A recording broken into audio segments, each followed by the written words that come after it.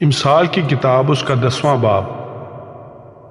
سلیمان کی امثال: دانا بیٹا باپ کو خوش رکھتا ہے، لیکن احمق بیٹا اپنی ماں کا غم ہے۔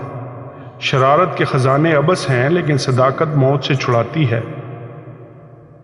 خداوند صادق کی جان کو فاقہ نہ کرنے دے گا، پر شریروں کی ہوس کو دور و دفع کرے گا۔ جو ڈھیلے ہاتھ سے کام کرتا ہے کنگال ہو جاتا ہے، لیکن محنتی کا ہاتھ دولت مند بنا دیتا ہے۔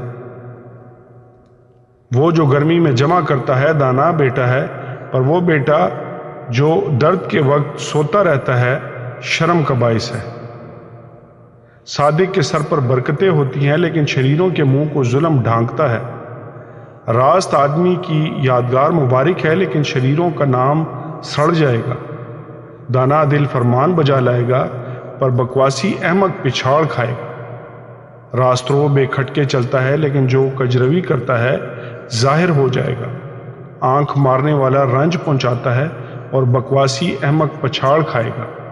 صادق کا منہ حیات کا چشمہ ہے، لیکن شریروں کے منہ کو ظلم ڈھانکتا ہے۔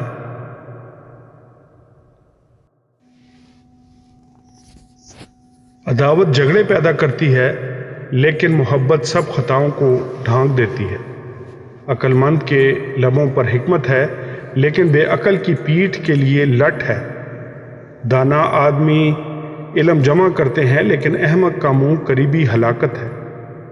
دولت مند کی دولت اس کا محکم شہر ہے، کنگال کی ہلاکت اس کی تنگ دستی ہے۔ صادق کی محنت زندگانی کا باعث ہے، شریر کی اقبال مندی گناہ کراتی ہے۔ تربیت پذیر زندگی کی راہ پر ہے، لیکن ملامت کو ترک کرنے والا گمراہ ہو جاتا ہے۔ عداوت کو چھپانے والا دروغگو ہے، اور تہمت لگانے والا احمق ہے۔ کلام کی کثرت خطا سے خالی نہیں، لیکن ہونٹوں کو قابو میں رکھنے والا دانا ہے۔ صادق کی زبان خالص چاندی ہے، شریروں کے دل بے قدر ہیں۔ صادق کے ہونٹ بہتوں کو غذا پہنچاتے ہیں، لیکن احمق بے عقلی سے مرتے ہیں۔ خداوند ہی کی برکت دولت بخشتی ہے، اور وہ اس کے ساتھ دکھ نہیں ملاتا۔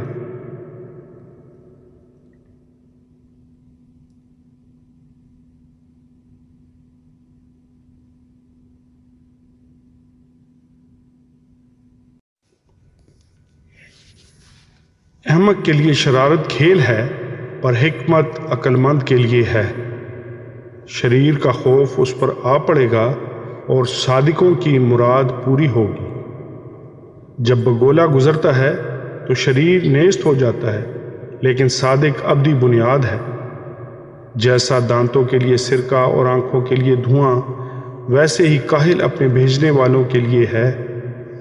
خداوند کا خوف عمر کی درازی بخشتا ہے، لیکن شریروں کی زندگی کوہتا کر دی جائے گی۔ صادقوں کی امید خوشی لائے گی، لیکن شریروں کی توقع خاک میں مل جائے گی۔ خداوند کی راہ راست بازوں کے لیے پناہ گاہ، لیکن بد کرداروں کے لیے ہلاکت ہے۔ صادقوں کو کبھی جنبش نہ ہوگی، لیکن شریر زمین پر قائم نہیں رہیں گے۔ صادق کے منہ سے حکمت نکلتی ہے، لیکن کجگو زبان کاٹ ڈالی جائے گی۔ صادقوں کے ہونٹ پسندیدہ ہیں، پسندیدہ بات سے آشنا ہے، لیکن شریروں کے منہ کجگوئی سے۔ خداوند کے پاک کلام کے پڑھے اور سنے جانے پر اس کی خاص برکت ہو۔ خداوند کا شکر ہو، آمین۔